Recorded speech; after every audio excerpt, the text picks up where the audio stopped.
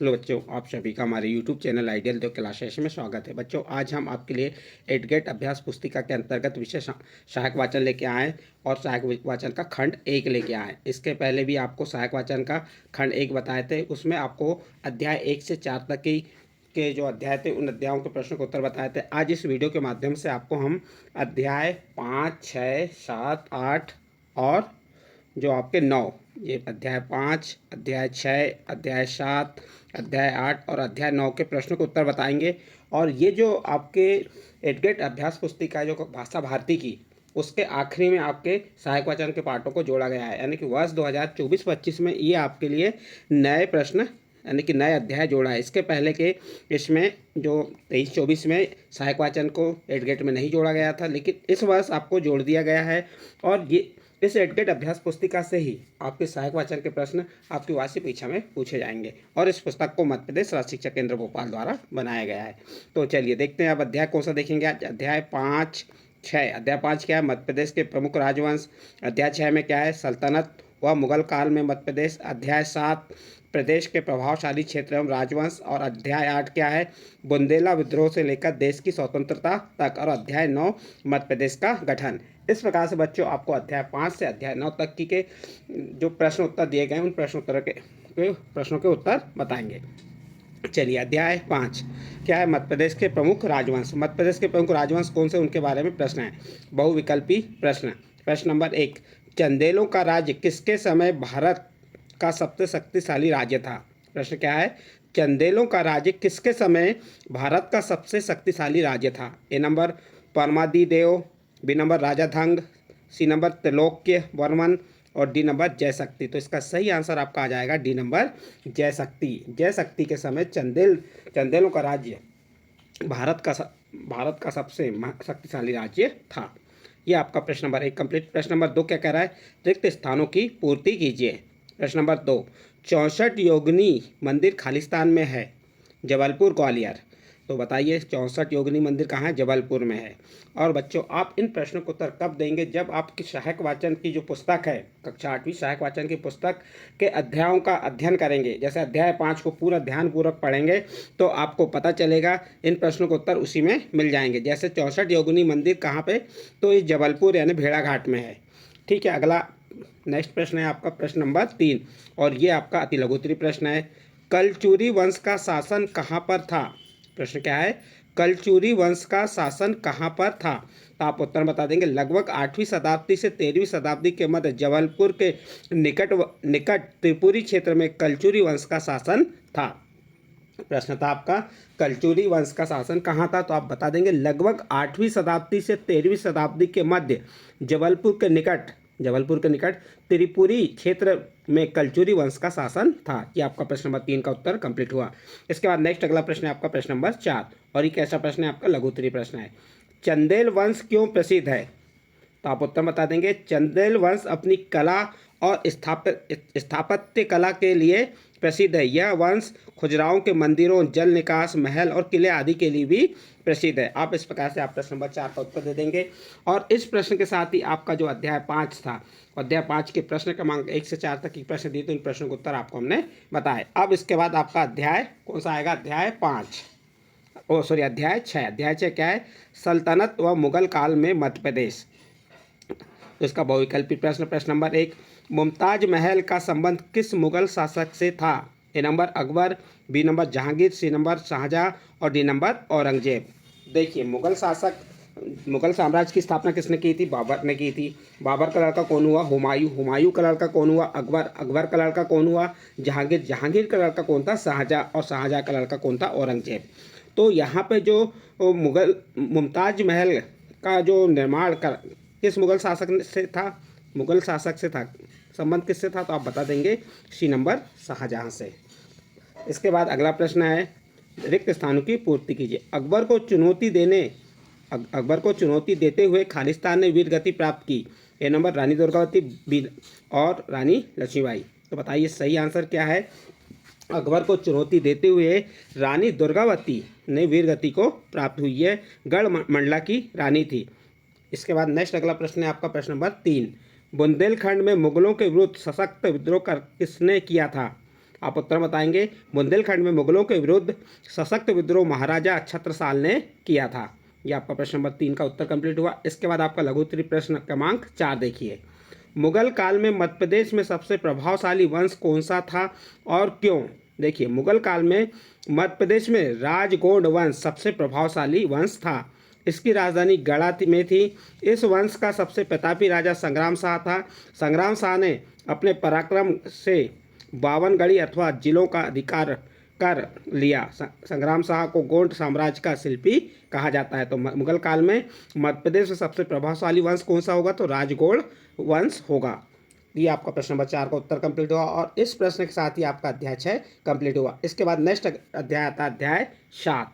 अध्याय 7 क्या है? प्रदेश के प्रभावशाली क्षेत्र एवं राजवंश। उसका बहुविकल्पी प्रश्न क्रमांक 1, राजा मानसिक कला के लिए प्रसिद्ध है। प्रश्न क्या है? राजा मानसिक कला के लिए प्रसिद्ध है। ए नंबर संगीत कला, बी नंबर चित्रकला, सी नंबर स्थापत्य कला और डी नंबर हस्तशिल्प कला। तो इसका सही आंसर आ जाएगा सी नंबर स्थापत्य कला।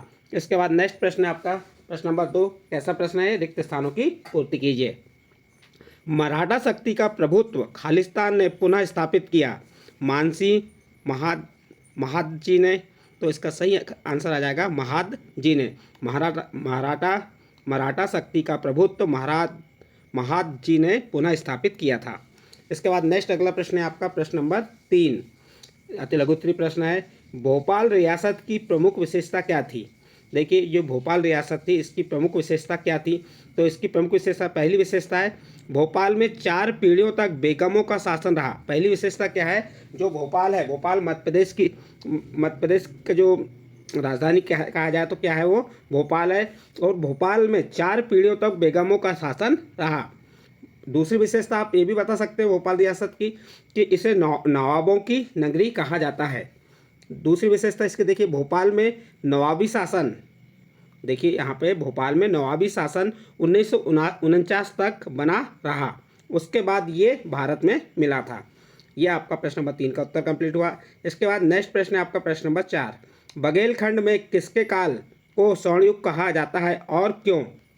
तो उत्तर देखिए इसमें, बघेलखंड में महाराजा रामचंद्र के शासनकाल को स्वर्णयुग कहा जाता है क्योंकि इनका शासनकाल कला और साहित्य का स्वर्णयुग कहलाता है। इस काल में अनेक पराक्रमी कलाप्रिय और साहित्यकार शासक हुए, इसलिए बघेलखंड को क्या कहा जाता है? स्वर्णयुग कहा जाता है। यह आपका प्रश्न नंबर 4 का उत्तर कंप्लीट हुआ और इस प्रश्न के साथ ही आपका अध्याय कौन सा? 7। अध्याय 7 कंप्लीट हुआ। इसके बाद नेक्स्ट है आपका अध्याय 8। अध्याय 8 क्या है? बुंदेला विद्रोह से लेकर देश की स्वतंत्रता तक। इसका बहुविकल्पी प्रश्न प्रश्न नंबर 1, नमक सत्याग्रह को आंदोलन भी कहते हैं। ए नंबर सविनय अवज्ञा आंदोलन, बी नंबर खिलाफत आंदोलन, सी नंबर असहयोग आंदोलन और डी नंबर भारत छोड़ो आंदोलन। तो जो नमक सत्याग्रह को आंदोलन भी कहते हैं तो कौन सा आंदोलन कहते हैं? तो इसका सही आंसर आ जाएगा ए नंबर सविनय अवज्ञा आंदोलन। तो यहाँ उत्तर में लिख देंगे ए नंबर सविनय अवज्ञा आंदोलन। अगला प्रश्न है प्रश्न नंबर 2, रानी अवंतीबाई खालिस्तान की रानी थी, झांसी रामगढ़। तो रानी अवंतीबाई रामगढ़ की रानी थी, तो खालिस्तान क्या आ जाएगा आपका? रामगढ़। इसके बाद नेक्स्ट अगला प्रश्न है आपका प्रश्न नंबर 3 और कैसा प्रश्न है? अति लघु उत्तरीय प्रश्न। अंग्रेजों के विरुद्ध अंतिम संघर्ष कौन सा था? अंग्रेजों के विरुद्ध अंतिम संघर्ष कौन सा था? तो उत्तर बता देंगे, अंग्रेजों के विरुद्ध अंतिम बड़ा संघर्ष 1942 में भारत छोड़ो आंदोलन था। यह आपका प्रश्न नंबर 3 का उत्तर हुआ। इसके बाद लघु उत्तरीय प्रश्न है और प्रश्न नंबर 4 और इस अध्याय का अंतिम प्रश्न है, 1857 की क्रांति के संघर्ष में मध्य प्रदेश के प्रमुख केंद्र कौन कौन से थे? तो उत्तर देखिए, मध्य प्रदेश में संघर्ष के प्रमुख केंद्र थे महाकौशल में सागर, दमोह, जबलपुर, मंडला तथा बैतूल जिले। मध्य भारत में इंदौर, नीमच, मंदसौर, धार, महू, ग्वालियर और शिवपुरी तथा विंध्य क्षेत्र में छतरपुर, नौगांव, अजयगढ़ आदि। ये क्या था? 1857 की क्रांति के संघर्ष में मध्य प्रदेश के प्रमुख केंद्र बिंदु थे या प्रमुख केंद्र थे। यह आपका प्रश्न नंबर 4 कंप्लीट हुआ और इस प्रश्न के साथ ही आपका अध्याय 8 कंप्लीट हुआ। इसके बाद आपका जो सहायक वाचन खंड 1 का अंतिम अध्याय, अध्याय 9 मध्य प्रदेश का गठन से संबंधित प्रश्न आपको हम बताएंगे। इसका पहला प्रश्न है, मध्य प्रदेश का गठन हुआ था, सभी को मालूम है मध्य प्रदेश का गठन कब हुआ था? तो आप बता देंगे। ए नंबर 1 नवंबर 1956 को, बी नंबर 1 अक्टूबर 1956 को, सी नंबर 1 नवंबर 1955 को, डी नंबर 1 दिसंबर 1955 को। तो बताइए मध्य प्रदेश का गठन कब हुआ? तो इसका सही आंसर आ जाएगा आपका ए नंबर 1 नवंबर 1956 को। अगला प्रश्न है, रिक्त स्थानों की पूर्ति कीजिए। क्षेत्रफल की दृष्टि से भारत में मध्य प्रदेश का खालिस्तान स्थान है। देखिए, क्षेत्रफल की दृष्टि से भारत में मध्य प्रदेश का खालिस्तान स्थान है, प्रथम या द्वितीय? तो इसका सही आंसर आ जाएगा द्वितीय। तो आप खालिस्तान क्या लिख देंगे? द्वितीय स्थान है। इसके बाद प्रश्न नंबर 3 देखिए। प्रश्न नंबर 3 क्या कह रहा है? छत्तीसगढ़ राज्य का गठन कब किया गया?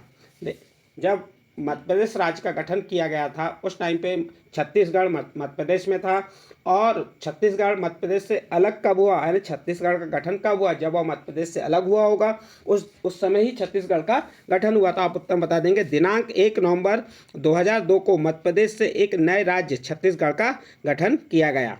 यह आपका प्रश्न नंबर 3 का उत्तर हो गया। इसके बाद लघुत्तरीय प्रश्न, प्रश्न नंबर 4, मध्य प्रदेश का गठन किन क्षेत्रों को मिलाकर किया गया था? तो आप उत्तर बता देंगे मध्य प्रदेश का गठन महाकौशल के 17 जिले, मध्य भारत के 16 जिले, विंध्य प्रदेश के 8 जिले, भोपाल राज्य 2 जिले आदि क्षेत्रों को मिलाकर किया गया। दिनांक 1 नवंबर 1956 को मध्य प्रदेश का गठन किया गया। इस प्रकार से आप प्रश्न नंबर 4 का उत्तर लिखेंगे। और इस प्रश्न के साथ ही जो आपकी कक्षा 8वीं विषय सहायक वाचन, जो भाषा भारती के अंतर्गत विषय सहायक वाचन है, सहायक वाचन का खंड 1 के आपको अध्याय 6 से अध्याय 9 तक के प्रश्नों के उत्तर बताए। इसके पहले के वीडियो में अध्याय 1 से 5 तक बताए थे, और अब आने वाले वीडियो में आपको सहायक वाचन का ही खंड 2 बताएंगे। खंड 2 में भी आपको 1 अध्याय से 6 अध्याय तक की जो अध्याय दिए उन अध्यायों के प्रश्नों के उत्तर बताएंगे।